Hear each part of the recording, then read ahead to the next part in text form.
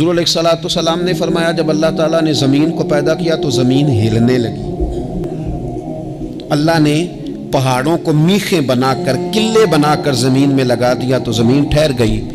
فرشتے فوراً عرض گزار ہوئے کہ مالک تیری سب سے طاقتور مخلوق یہ پہاڑ ہے؟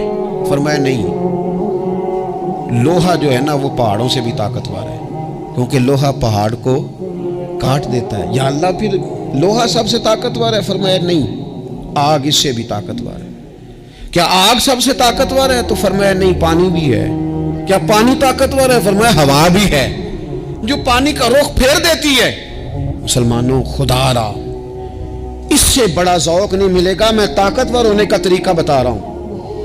ہمارے ہاں لوگ سمجھتے ہیں کہ میں بولتا زیادہ ہوں اس لیے میں طاقتور ہوں، میرے پاس اسلحہ زیادہ اس لیے میں یہ دیکھو حضور نے بتایا طاقتور کون ہوتا ہے۔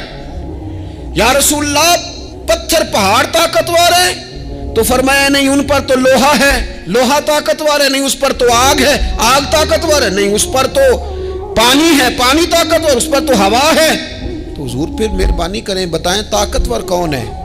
تو یہ دیکھو نا، یہ یاد رکھو نا، یہ کائنات کے سب سے بڑے حکمت والے محبوب کی بات یاد رکھو نا۔ حضور فرمانے لگے سب سے زیادہ طاقتور وہ مومن ہے جو سیدھے ہاتھ سے صدقہ دیتا ہے اور دوسرے کو پتہ بھی نہیں لگنے دیتا۔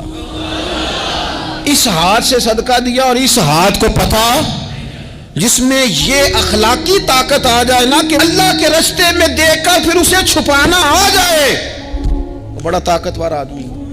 میں یہ سب سے بڑا طاقتور ہے جس نے اپنے رب سے راز نیاز شروع کر لیے، اللہ کے راستے میں دیتا ہے پھر کسی کو خبر۔